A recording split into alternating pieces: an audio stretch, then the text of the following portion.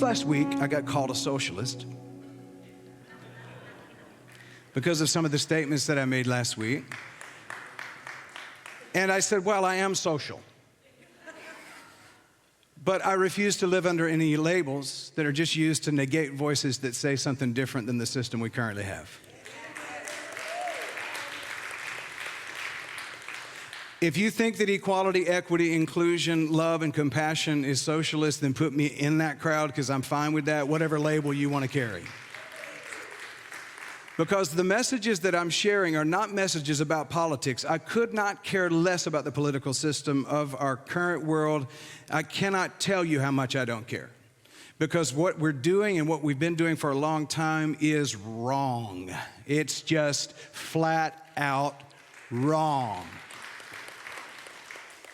So what I am attempting to do, and actually have decided to do, is to step forward as a voice, a prophetic voice, that stands in the gap. It looks at empire, it looks at the religious bigotry, and it says to both of them, how about you figure out how to really be human for once? How about figuring out how to be divine for once? That's really what I want to do, and I don't want to do it just for myself. I'm not interested in being popular or famous or those things. In fact, what I'm really doing is asking all of us to join in together as one collective voice. We've for too long been looking for messianical, we think we need a Messiah, we think we need a great leader, we think we need it's not about one individual, it is about a collective rising in consciousness. It's about us all rising together in consciousness, and it's not about the right or the left. Somebody called me a libtard. It was the first, I had to look it up, and it's not in the dictionary. And then other people will say, well, are you pro this or pro that? I'm pro-love. I'm pro-compassion. I'm pro-equality and equity. I am pro-respectful and harmonious treatment of the earth and everyone on it. That includes your dogs and cats. And thanks. So, now that that's out of the way, today is not a political message. It's part 2 of last week's message, the radical power of oneness. Because we've been using oneness in the New Thought, I think, in the New Thought circle, we've been using oneness as a sort of a soft way out of being involved. It's an escape door. It's all one, so racism's not real. We know up here, in the grand scheme, that racism is not real. But down here, that's just a white privilege thing to say. Y'all got quiet just then. All my white friends get a little upset when I say that. To say that racism is not real, people are experiencing it, so to them they're feeling it, and our call is not to ignore it and to remain ignorant. It's to look at what is and help to relieve them and lift them up from that oppression. Be a part of making it a better place. I understand that it's hard to understand if you've not experienced it. I get that.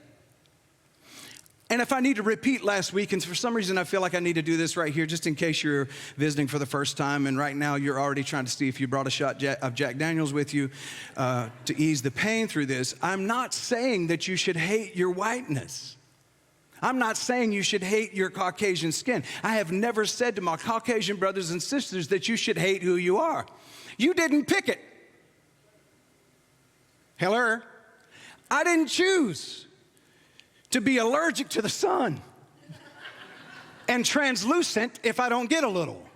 I didn't choose the freckles. I didn't choose the red hair. I didn't choose to be born male. I didn't choose brown eyes. I didn't choose to be born in the United States. I did not choose my parents. I did not choose the religion that was pressed on me. I did not choose to be born in the state of Georgia. I did not choose those things. I am not saying you should hate yourself. I'm saying you should notice your place in the world and find out how you can serve to make the world a better place from the place that you are.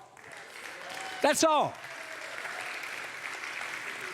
And if you think that it's political, that is a political statement. It's because the media wants you to think that's political. It's because political groups want you to think that's political, because they prefer to keep these talking points in the divide. I want to bring them into the unity. I want to bring them into the oneness. Radical oneness requires of us that we actually acknowledge the contract that we signed with the universe when we came here. And that's to step into the truth of who we are and help to lift up. Well, we're one, so sexism's not real. Ask a woman. No, I don't mean mansplain. Not to be confused with manscape. I don't mean mansplain. I mean, actually ask a woman how they have experienced their life so far. What has been their experience? See, true love and true compassion and true oneness is an invitation to hear someone else's story. Now, it's not to say that there can't be shifts and tweaks in their story, but it's not my job to tell a woman how to feel like a woman, because I have never felt like, man, I feel like, I've never been able to sing that song genuinely because I haven't. So I've asked my daughters, I've asked my wife, I've asked other women, because dudes, let me help you with something. If you don't ask them, you're not going to know, because you can't know through the experience of your maleness what it is to feel like a female growing up in this world. Ask them, and then do what you can from your place of privilege to help them where they are.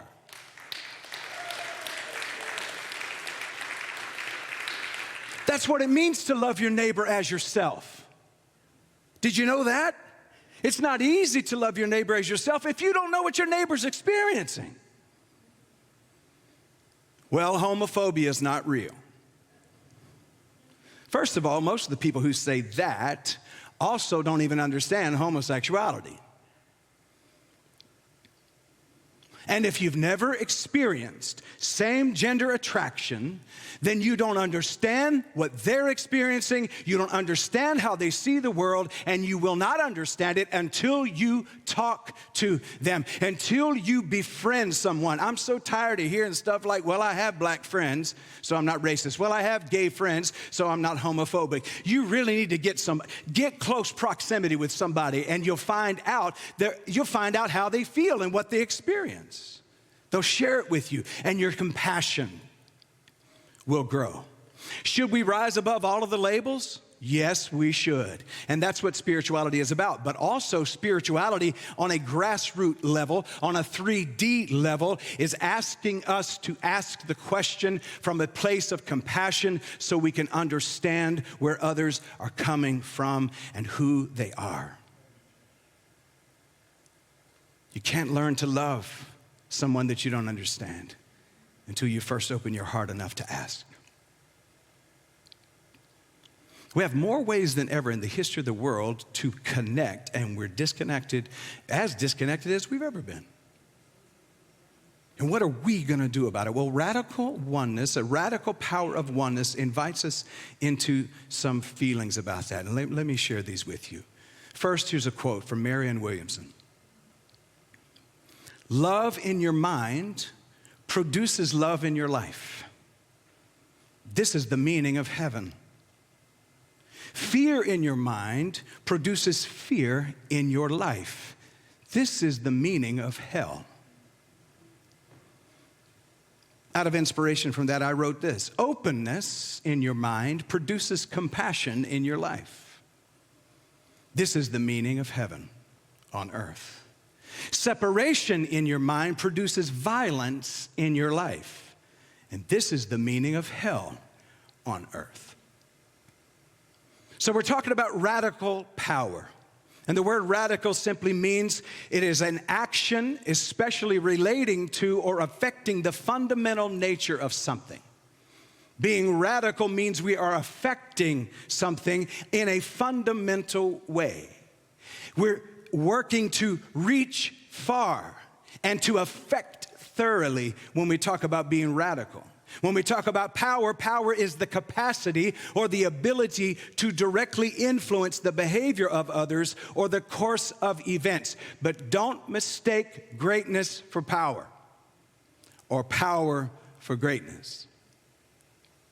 Just because we have some big mouths running their mouths all over the place about the power that they have, that, my friends, is pseudo power, and it's not greatness. Greatness is defined by lifting others up with the position that you have, not by holding people down with your oppressive behavior and activity. Greatness is not about your power. Greatness doesn't lead you to have to name bodies of water just because you want to be able to stamp yourself at time in history or herstory. Greatness is not about flexing your muscles in public. Greatness is about how you lift others up and how you make a difference for the better in the world. That's where greatness comes from. And every great leader throughout time has operated from that space. They operated from love God with all your heart, mind, soul, and strength, and love your neighbor as yourself. Radical oneness invites us into greatness in spite of or also as a result of your power. Power is the capacity or ability to directly influence the behavior of others. So oneness will influence our behavior and change the course of events. Radical oneness will move us from a power struggle into our divine power and then into the creation of a better world. Let me stop right here. Side note. Our world, something I felt like I needed to share with you today. Our world has never been as great as it can be. And when you start hearing about making something great or good again, it's because somebody has a poor sense of leadership, because leadership doesn't take you back. Leadership takes you forward. Now, that's not a pot shot at a particular politician. That's just speaking into the reality that we are in a better place. We are a better place in many ways than we have been ever, but we have never lived up to liberty and justice for all. But let me point something out. The systems of our world in every country on the entire planet have never reached the place I'm talking about. And people will say, oh, that's just utopia. You can't expect people to live love every day. You can't expect people to live in peace every day. You can't expect everybody to be wealthy and have everything they need. Really?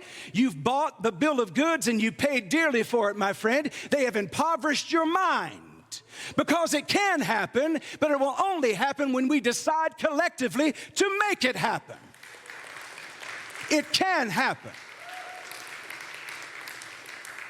But our systems have been built on big I's and little U's. Our system has been built. Our country was built on the blood-stained grounds of the Native Americans. Foundations built right on top of their blood. And some their bodies. Are we able to get real today? And it was built, the bricks were laid by the back labor of slaves to build this great country. Friends, we have bought into a line, and it is time for us to resurrect ourselves and wake up. Take that IV of drug out of your arm and realize that the world has never been the way it can be. Come together and create a new world. Let's stop trying to build on a system that was built on destruction to start with. Let's erase and obliterate, dismantle that system, and move forward toward a bigger, better vision and version of God and self and country.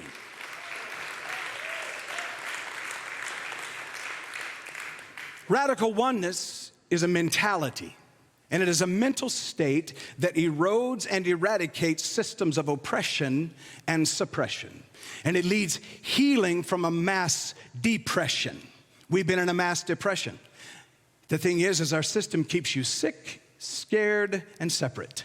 Sick, scared, and separate. Sick, scared, and separate. Because when you're sick, you can't think straight. When you're scared, you can't think straight. When you're separate, you're not operating in the divine, so you have to find a common enemy. And they have found that because of this drug whoever they are, have found that because of this drug that's been mentally implanted in our souls, that when they keep us scared and separate, they make us come together around a common enemy. And they find that it's easier to get people to come together around a common hatred than it is around a common love when you're under the stupor of the drug that's been injected into the arm of humanity. Religion has helped to administer the drug. I'm going to say it one more time. Religion has helped to administer the drug. It's done it from the platform. Wherever there's a place where somebody tells you that you were born at a deficit and that something is wrong with you from the very beginning just because you were born, that's a false religion, and it needs to be wiped out of our society. So, leads me to this. Be cautious of any religious or political or spiritual movement that views the world as a battleground filled with enemies to fight, rather than a community of neighbors to love, embrace, and care for. I don't know about you, but when I was being raised up, I was being raised to be in the army of God. Anybody else heard that terminology? At youth group, they taught about the army of God. We sang about God's got an army, not afraid to fight. Soldiers of the cross, children of the light. An army? I'm going to whisper something to you because I don't want anybody to get upset. If your God needs an army, your God's too small.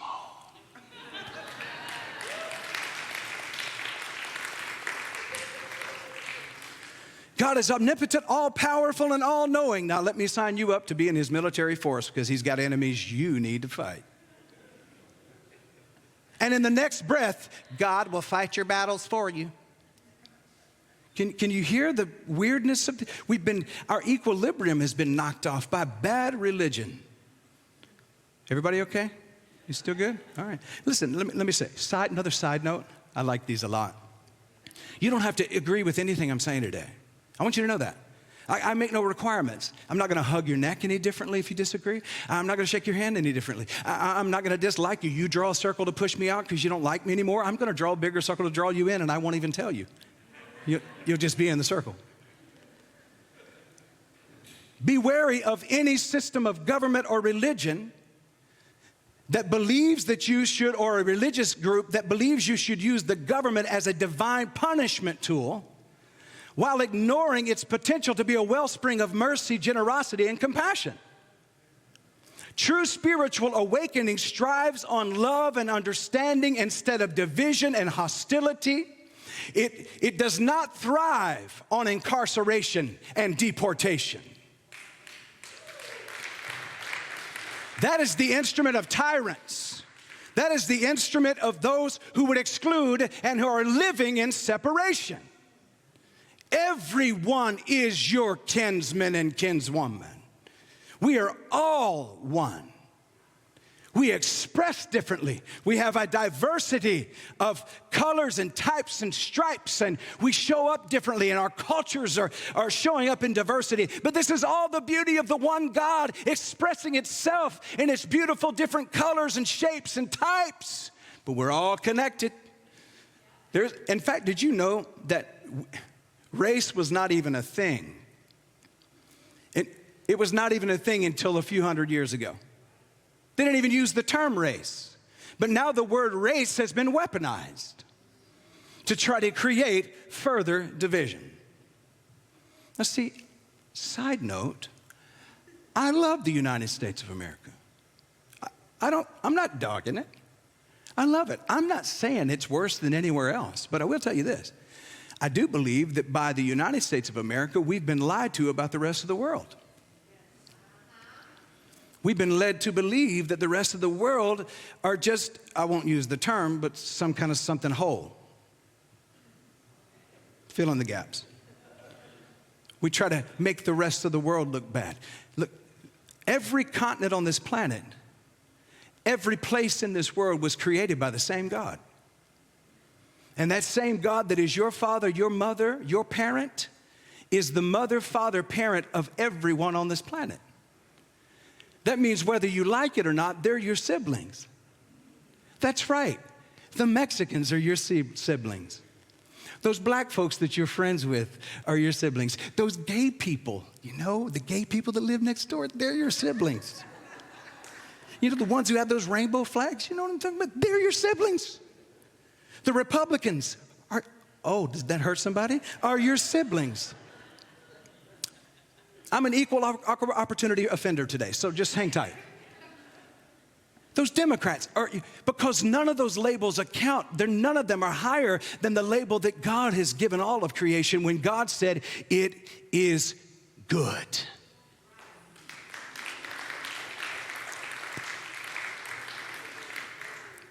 But here's the thing. Oneness is not an escape from your privilege and an escape into your privilege. It is a radical way of being and living. Radical oneness is subversive to this current government and the way it has been structured and to the current religious structure of our world. Radical oneness, the oneness I'm talking about, it is dangerous to those who depend on division and hatred. It is subversive to those who wield power through fear. Radical oneness is a revolutionary and evolutionary system that it actually revolutionizes it and dismantles a system that's been propped up by illusion and separation. So last week we talked about our work not just being personal but collective. We talked about our evolution not just being biological, although let me say this, another side note. Biologists are finding out that the human DNA is changing. You know why? Because we already know within us if we don't evolve, we become extinct. And the earth itself is groaning for the revelation. Oh, can you hear the prophecy there? The earth itself is groaning for the revelation of the children of God. Out of this fire, this trash can fire that we're seeing in the world, out of that fire is going to rise a new phoenix. Out of that fire is going to come forth a group of people who have been tried by the fire, and all of the dross has been burned away so that their gold can show. Out of this horrific, chaotic experience that we're having in the 3D world, we're going to rise up above it. It's going to cause a separation in the planet so that we can see the difference between the goat and the sheep, but those goat and sheep are not human beings of certain groups. The goat and sheep is the lower mind and the higher mind being separated from each other so that the truth can be revealed. We've been calling them aliens because they're visitations. We call them aliens. Let's stop calling them aliens. Let's stop calling them aliens. These are visiting spirits. We're surrounded by a great cloud of witnesses. We're not talking about E.T. and Star Wars here that's been made up in Hollywood. We're talking about actual entities that are working with us as the cloud of witnesses to literally upgrade the human experience. It's only a UFO because you don't know what it is. Unidentified. Okay, all right. Our evolution is not just biological, it's an expansion of our consciousness. Can you feel this in your bones? Can you feel that there's something shifting? Can you feel that there's something being sifted?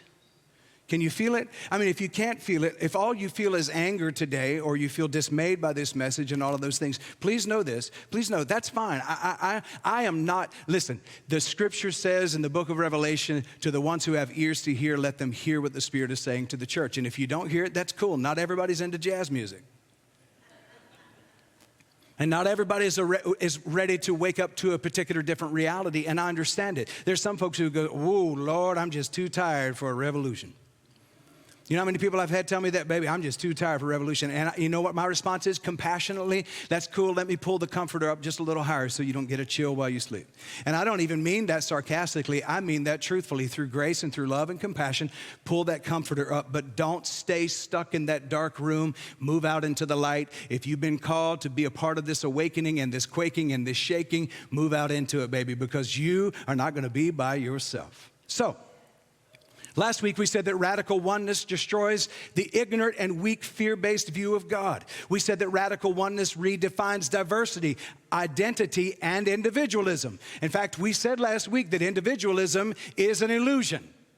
that you're just in this by yourself. It's just you. As long as I don't hurt nobody, it don't make no difference. You are a ripple effect in the whole planet. You are connected to everybody. Everyone that you come in contact with, your aura is going to be experienced by them, even if you just walk by them in the store. This is one of the reasons that we know that when we raise our vibrational frequency to love, joy, and peace, we can literally bring healing to people at the grocery store without saying a word. I, for one, am ready for that. I want people to experience my aura to such a degree that it literally can cause cancer to dry up, and it can cause people who are crippled to get up and walk. I'm not done with upgrading myself until I can see those miracles happen. In fact, I am not done until I can see a new world being born. I'm not going anywhere until I can see it. Now, let's take these 3 radical implications. And how many will give me 2 more minutes? 2, 4, 6, 8, 10, 12. All right. You put your hand up. Let's take these implications and let's turn it toward a more broadly human condition. Let's move this toward a more collective view. So if we are going to be in agreement that radical oneness destroys the ignorant and weak fear-based view of God, if we can come into agreement that radical oneness redefines diversity and identity and individualism, and that the radical oneness transforms our purpose, then radical oneness destroys systems of oppression, and if it does not, it's not radical oneness.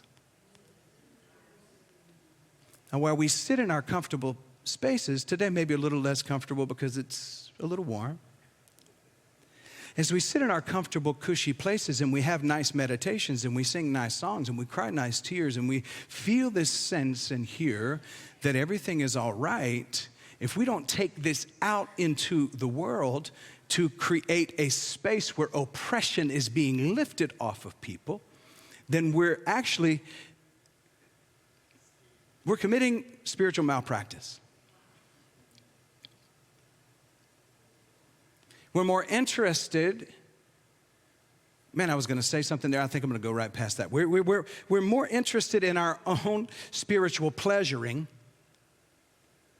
than we are in creating a better world.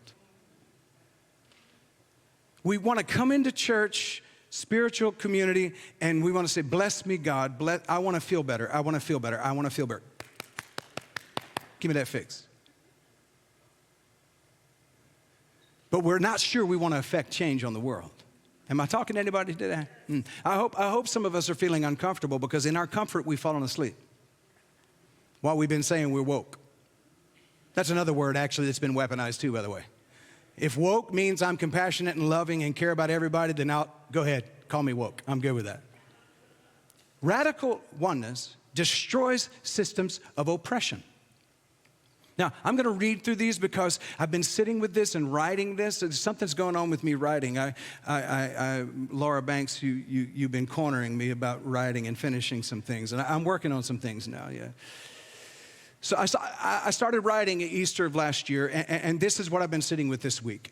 If all people, all beings, and all of existence are the expression of the same divine consciousness, then any system that divides, exploits, or oppresses others is fundamentally false. Racism, sexism, classism, homophobia, all forms of discrimination are illusions, and they are therefore false. And if you remain in that which is false, you will become toxic. And if you remain in toxicity, you will become diseased. And if you remain in dis-ease, it will be your demise.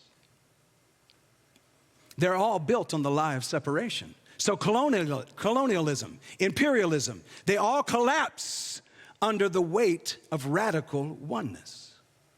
Because both depend on the false belief of superiority and hierarchy, which cannot stand in the light of true oneness.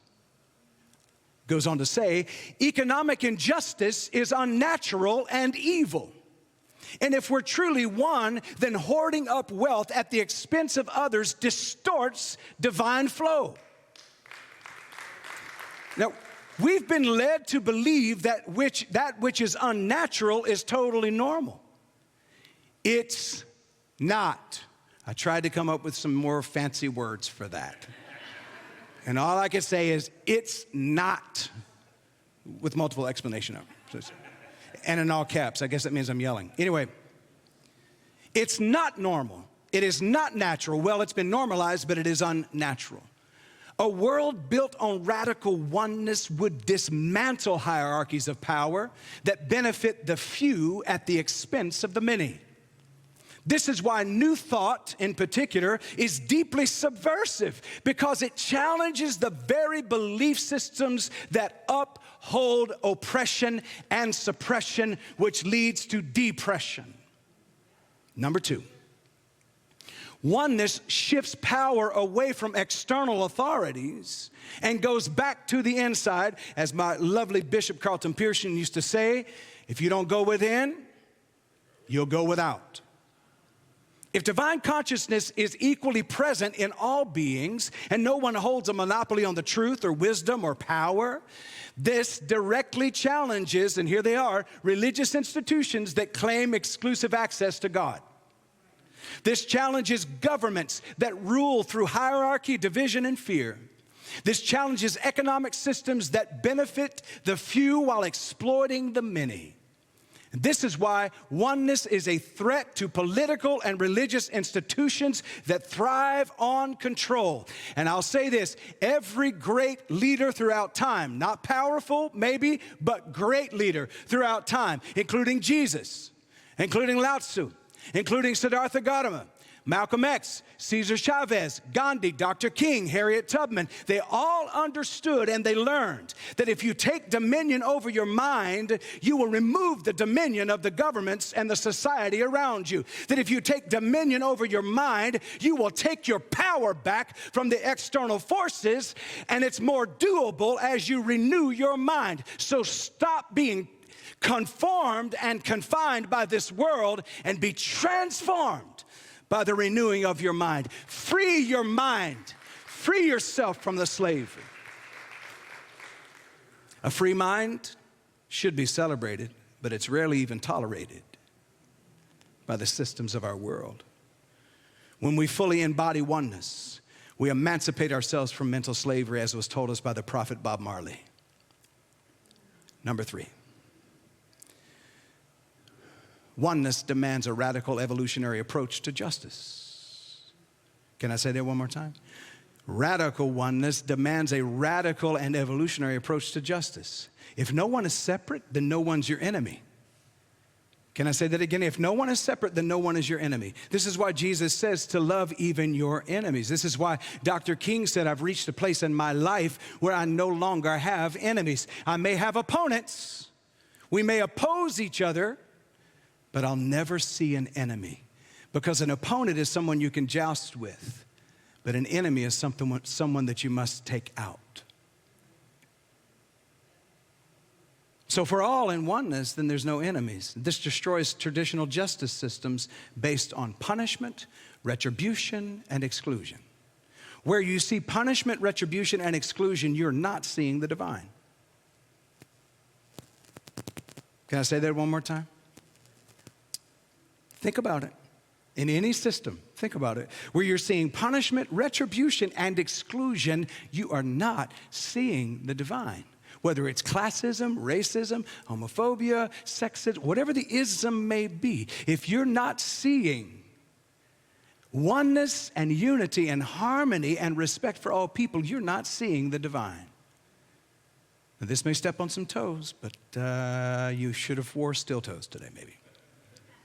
Prisons and punitive justice systems lose their legitimacy under radical oneness.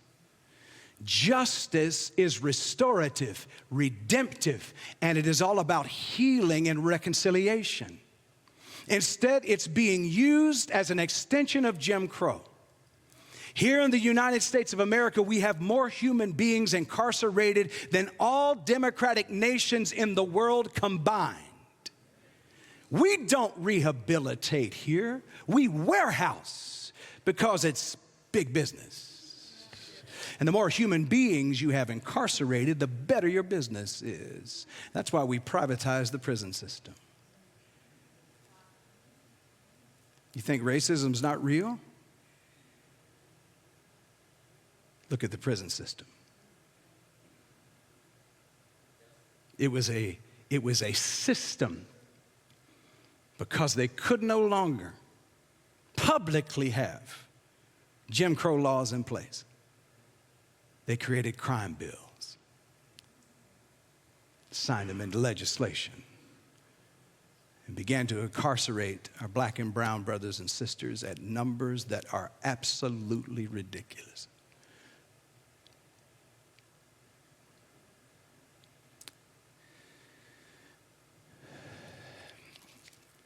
In radical oneness, war becomes indefensible.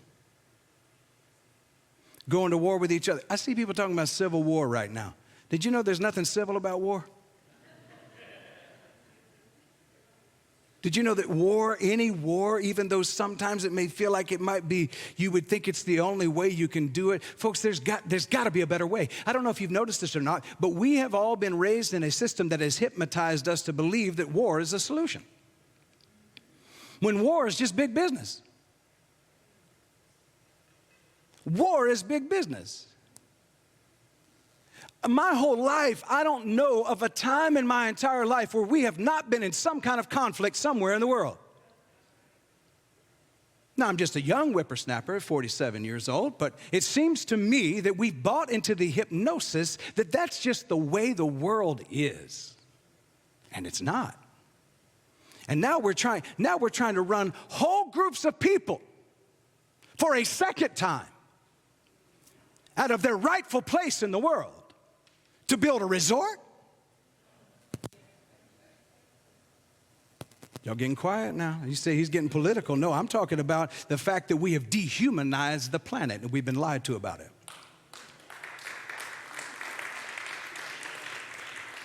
Our Native American brothers and sisters, they teach us this in one of their wonderful proverbs where they say even the trees know that they never have branches fighting amongst themselves. We know that war is wrong. It's unnatural. It's unnatural. When we harm another, we are harming the collective self. I'm going to make a statement here, and wherever it sets, it sets.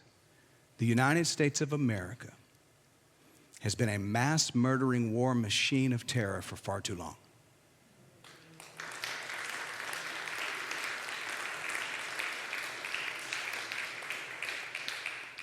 Oh, I know what'll be awesome. We'll come into your country and we'll force you to be free. We'll force you to do it our way, attempting to colonize the whole planet. Whew. All right, I'm almost done. Thank you. Oneness causes restorative justice because restorative justice becomes the only valid approach when we're living in oneness. A world built on oneness would seek to abolish mass incarceration. It would seek to abolish capital punishment. And it would cease to abolish violent deportation and war. Instead, it would prioritize healing, reconciliation, responsibility, respect, harmony, and accountability, because that's what oneness does. In a time when division is so needed by the current system that thrives on division, oneness is actually open rebellion. And if that's the case, not necessarily the views of the leadership of First Unity Spiritual Campus, the staff, or the volunteers. If that's the case, then I too stand in open rebellion. Because I believe oneness is the answer. Now, are you prepared to be a part of a radical message that does not call for the harm of others, not even those we believe we're opposed to? There are some groups in this country and in this world that I cannot for the life of me understand how they think the way they do. But they're also my brothers and sisters. Are you ready for a radical message that is able to be in the room with those who consider you their enemy and still exude love to them?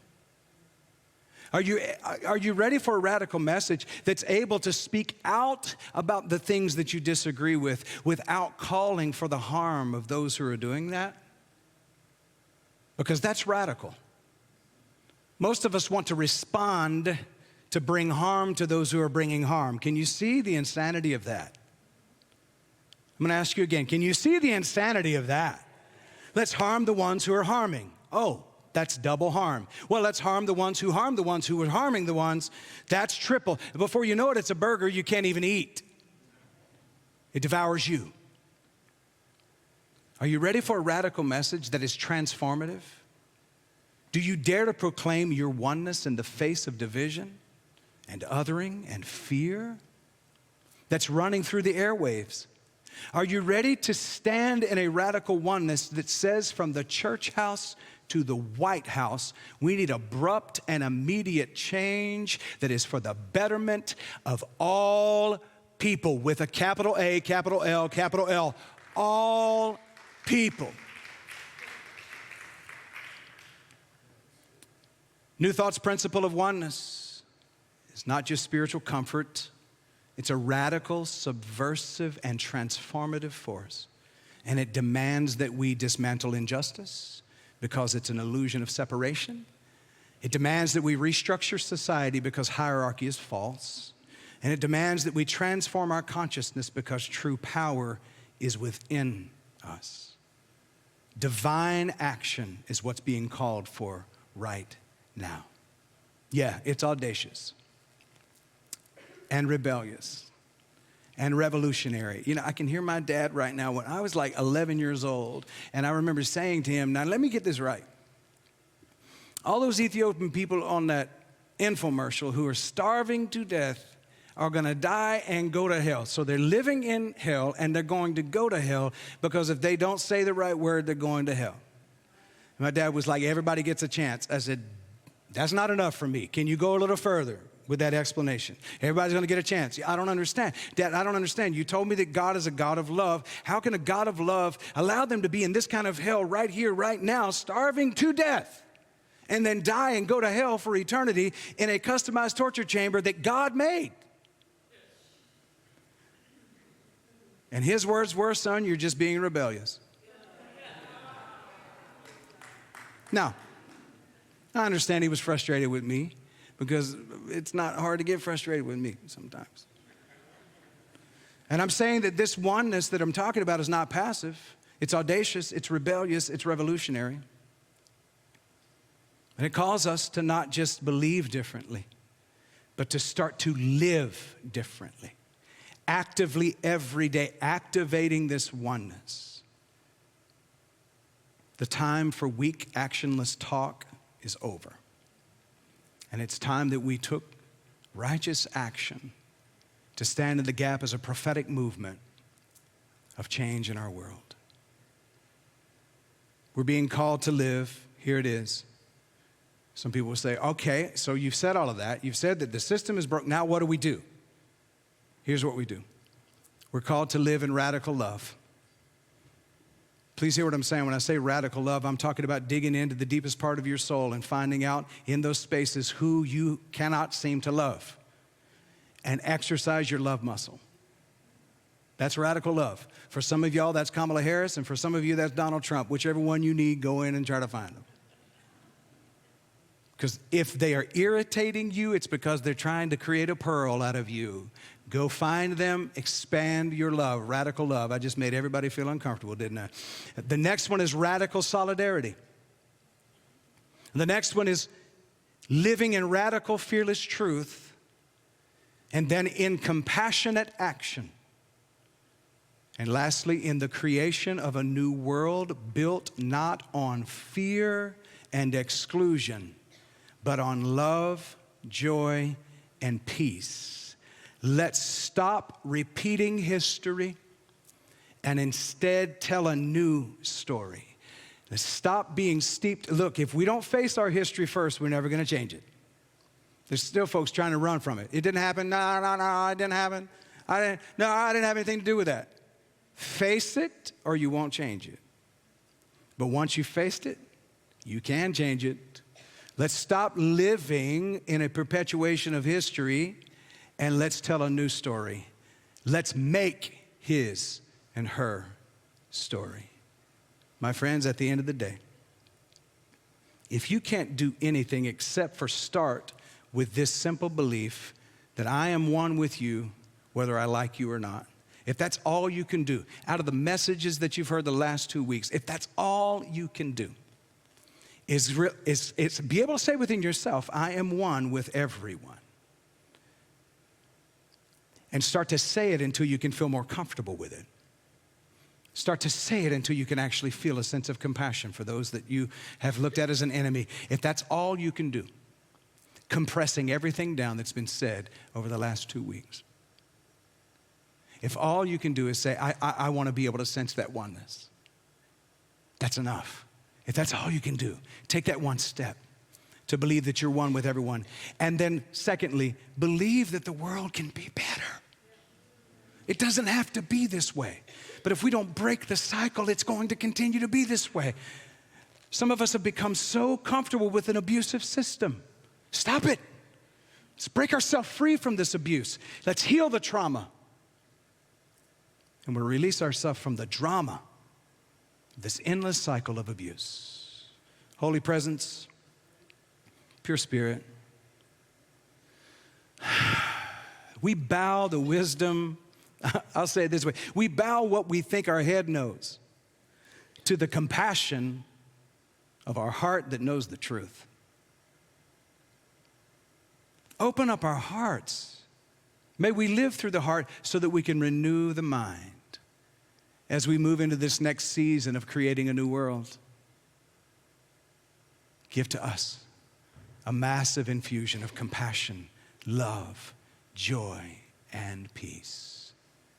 In the name of the nature of the indwelling pure presence, I pray. Amen. And so it is. And so it is. I love you. I love you.